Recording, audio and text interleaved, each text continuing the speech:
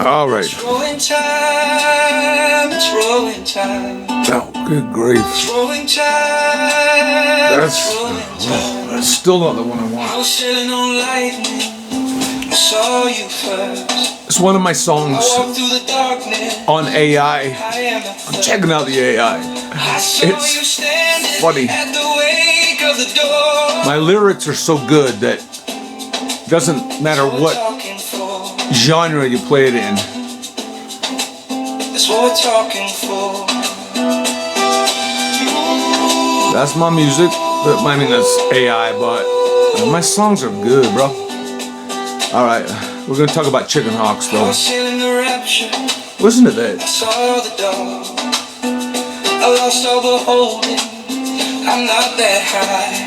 I'm a frog in a hole, waiting for my prince.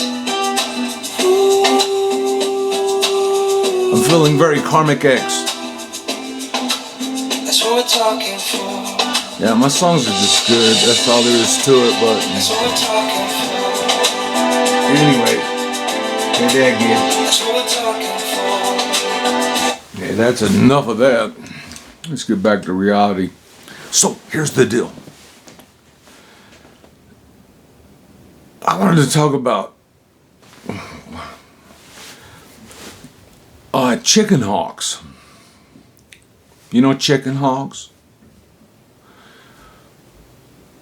It's just one of the topics that I have to. There's many. Wait, go this way. No, go this way. That good. Okay. No, chicken hawks. Now, young girls nowadays, everybody's everything's blah. But I'll tell you, back in the day, that believe me, there've been for a young pretty boy, there've been chicken hawks from day one. My first experience, actually, I didn't experience any of them, thankfully. There always were hunting, they were always coming around and trying to lure me in. It's like, no, because I've always been into God, and like, no, I'm not creepy. How about that? A creepy old man, creepy old chicken hawk, no. But a family member, he wasn't my brother, but he was an uncle, but he was like close to my age. I found out later the mailman, he used to get on the mailman's truck and they'd go around the neighborhood, and that old mailman would tell him stories about the Great Salt Lake, and there was a secret place. I found this out later.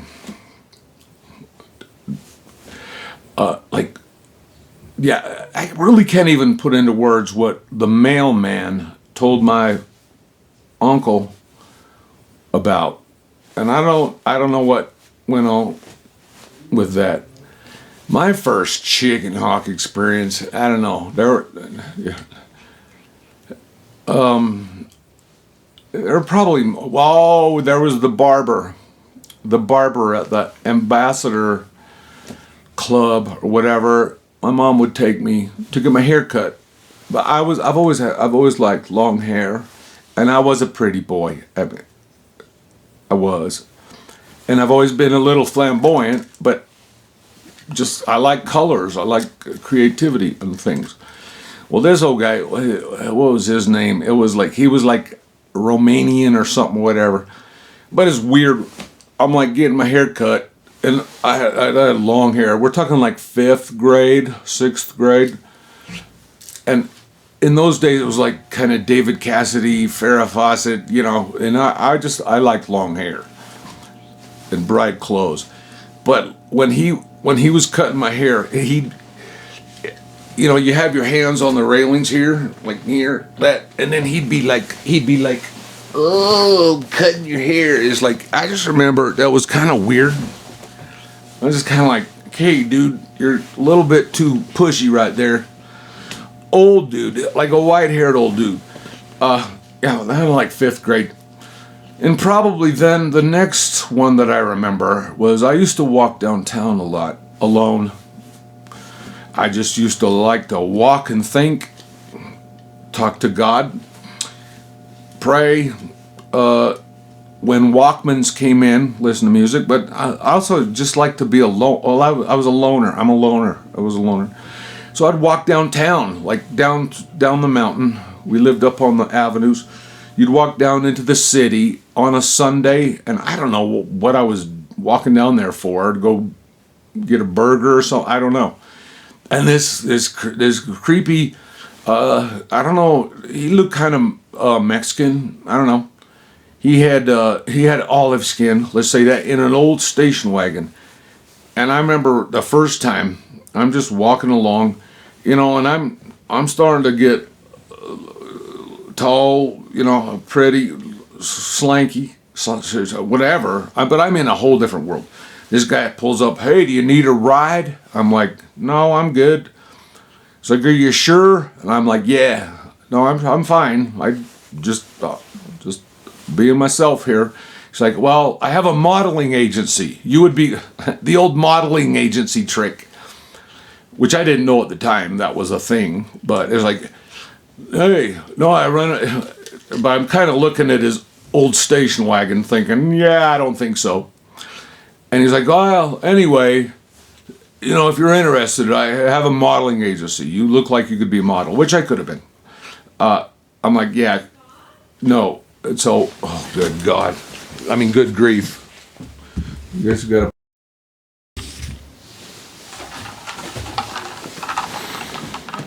Well, we'll give it another go. Okay, so, where was I? Yeah, so this weird dude, creepy dude, and he had like an old station wagon, had stuff, newspapers, clothes and stuff like that. We're probably talking 1978, driving by slow. "Hey, you want to be a model?" I'm like, "Yeah, that'd be great." But I'm looking, I'm like, "Yeah, you're probably not with a modeling agency," whatever. So, fast forward to, so I started working at my grandfather was the manager of the Salt Palace, the convention center, right? Where the Utah Stars played, and the Utah Jazz eventually, and everybody. But yeah, he was like manager dude there.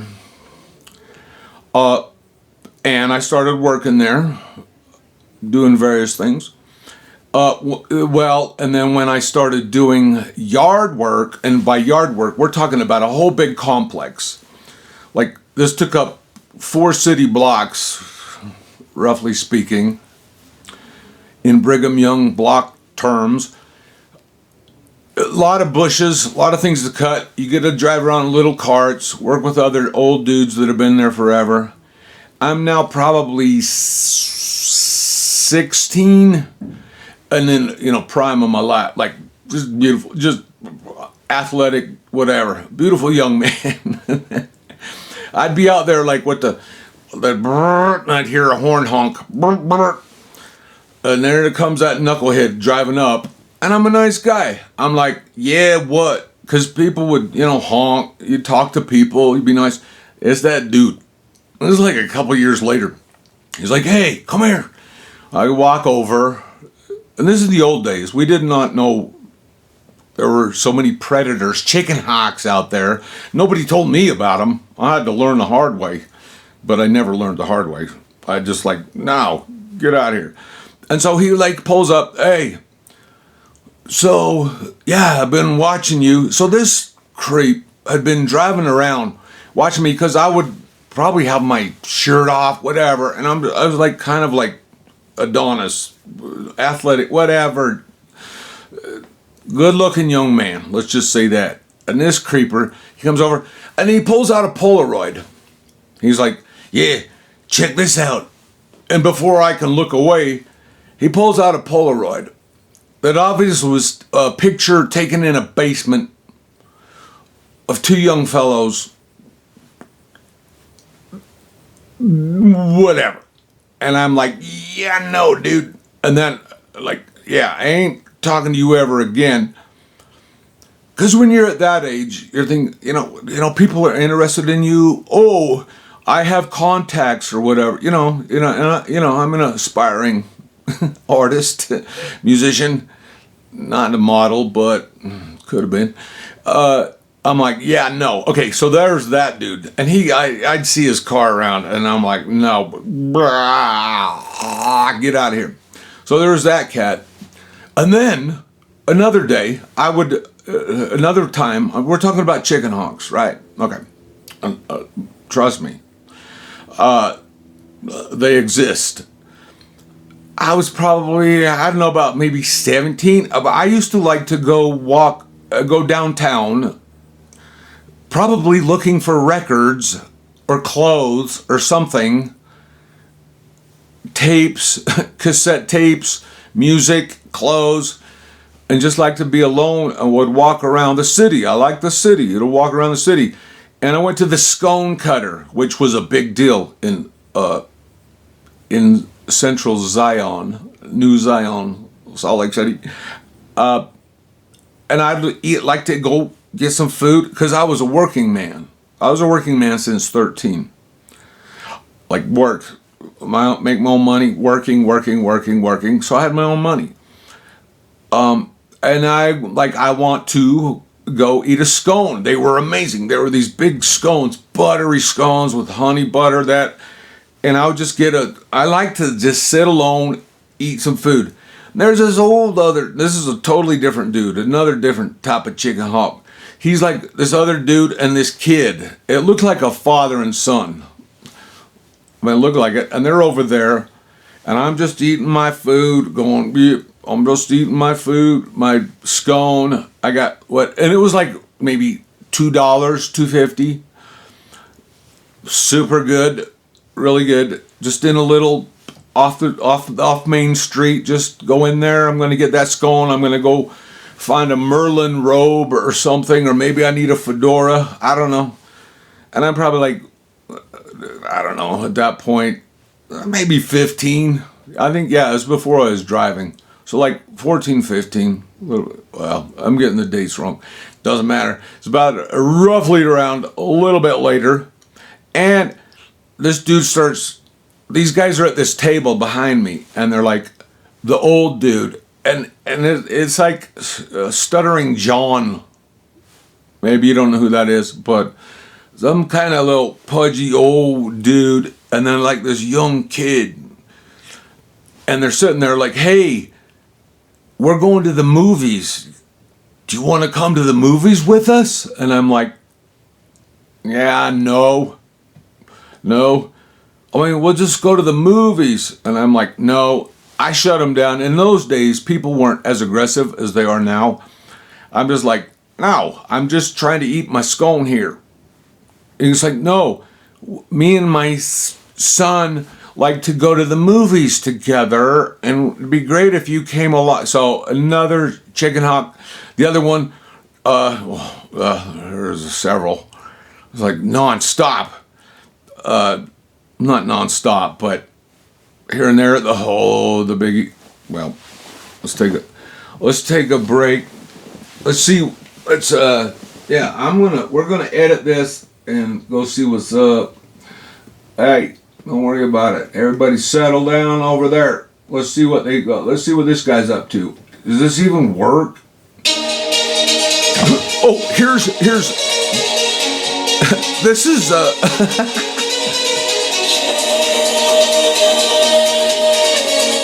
yeah, that's garbage. Yeah, I don't like that at all. That's stupid. No, but some of these AI versions of my songs are pretty cool. I can't find the one I wanted to find, which was like this slow samba version of Talkin' For, with like Simone. Anyway. So where were we? How much time we got here? Oh, we gotta hurry. Okay, so the other one. So me and my uncle, the one that went into the mailman's truck and drove around and told weird stories about the secret places that I don't like doing quotes, but I do them. The secret places at the Great Salt Lake. That's a thing. I guess it's known. I I didn't know. I didn't know about it. It's like, but it's like Stonewall. It's like certain people of a certain persuasion go to certain places and they know where they're going. Well, apparently my uncle had been told about what went on there, and he must have been like 9 or 10 when he was told about this, and I don't know what happened after that. Okay, that aside, back to the chicken hawks. The next one, wait, when was the next one? Oh, yeah. So, me and my uncle, who I love, my uncle turned me on to T-Rex, Emerson, Lake and Palmer. I already discovered Zappa and Bob Marley and Three Dog Night and Bowie. Robin Trower, we both kind of, anyway, he's a genius. He's a brilliant genius. He built a cassette deck into the back of the Cadillac that my grandparents, his parents, big white Cadillac, like a 74, big seats, plenty of room, drive across the country to a convention for managers who manage convention centers where sports teams play and such, right? So we're going to convention we used to say, over here in Mormontown, we'd say Louisville. No, it's Louisville. We went to Louisville. That's where the convention was. And it takes like 4 days. So you drive across country in the Cadillac, and then my uncle, my brother, basically, is like my older brother, hooked it up so that we both had headphones that could plug. We could be in the back seat and ride all across the country. We're talking, 1,000 miles, a lot of miles from Utah to Louisville, Kentucky. You can go to Louisville. And that's a long drive. He got it all rigged up. And so we were listening to Emerson Lake Palmer. Side note, that's when I was reading Bhagwan Sri Rajneesh, The Gospel of Thomas. A whole other story. We'll get to that. So we get to Louisville, to the convention center. Grandma and Grandpa, the manager, they go to their meetings and stuff. They all go do their stuff. And then they have things for the kids to do, because people bring their kids, and they brought us and that. So everybody kind of disappeared, as usual. I'm alone. I'm wandering around the hotel going, I'm hungry for some breakfast or something. This dude comes up, and he's like kind of sportsy guy. He's like, hey, so you're at the convention? I'm like, yeah, my grandpa's here. He's a big time dude. He's like, oh, I'm part of the convention. Do you want to have breakfast? I'm like, yeah. Sure. He's like, yeah, I'll buy you breakfast and let's go swimming. And me, naive, innocent, old me, young me, I'm like, sure. Okay, what room are you in? Whatever. I'll meet you down at the bar and we'll eat breakfast. And I'll buy you breakfast, and then we can walk around town. And I'm just looking for something to do because everybody had disappeared. I don't know where anybody was. As usual, I was just left alone, wondering. But I was pretty savvy, And so we sit there. I'm like, okay, somehow, and this is before cell phones and stuff. Somehow you managed to meet people. Like, you could figure out things. It's amazing that, we did all that we could do. So yeah, I remember sitting at the bar. I'm like, he's like, what do you want? And I'm like, I don't know, like just eggs and sausage, hash browns, see that? And it's like, okay, but like looking back, when you look back on things, you can see it clearer. He was just on me like, yeah, good, finish your breakfast. Let's get to the swimming part. So anyway, I'm just like, nice, free breakfast. I don't know, eat breakfast. He goes, well, maybe we'll walk around downtown, because he could tell I was I wasn't picking up the clues. Okay, I was into God. and stuff. I'm in a whole, and I'm thinking most people are. I've learned they're not, but I was. And so we go walking around the block, and I can kind of feel he's antsy. He's walking behind me, and then he says, "You have long legs, like my son or my cousin or something weird. You have long legs." And I've had like Levi's on or what, I don't know. I was just like hippie, like 70s kind of long-haired hippie, pretty boy dude. But, he's walking behind me and goes, "Huh, you have long legs." So he's throwing it. In retrospect, now I see all of what the chicken hawks do. "Oh, you have long legs, just like blah, blah, blah, blah." And I'm like, okay. I'm like, that's a little weird. And then he backs off. We go back. I go to my room and he's like, "So, yeah, we should all go swimming. Like, there's other people. Some of the other guys are going swimming. We're going to go out to the pool." Because we're like at a Marriott or some fancy hotel in Louisville. And we're there. And it's like, and then you get your room numbers, call, "So, you ready?" So I go down to the dude's room. I don't know if I was I wasn't sure what was going on. I'm actually trusting an adult man that's part of the convention. I'm not thinking all this creepy, weird stuff. And so I go to the room, hotel room. I sit down. I sit down on the little sofa there. There's like a little thing, and he's like, "Hey," he's doing small talk. "Yeah, so yeah, the pool. We're gonna go to the pool. You want to change in the bathroom?" And I'm like, "No, I'm good." He goes, "Oh, this is what he goes. Oh, look what I found under the sofa. Look what I found under the sofa." And he quickly hands me like a deck of porno cards. He's like, "Check it." Like, I can't believe it. I found this under the sofa. And this is like a dude. He was probably 35. I was probably 15. I don't think I was driving yet. 15. So he's like, "Yeah, check these out."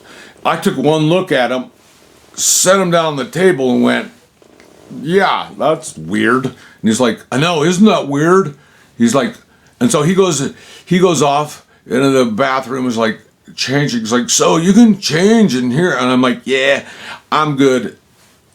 I grab whatever clothes I'm like, "Yeah, no, I'm good. I'm out."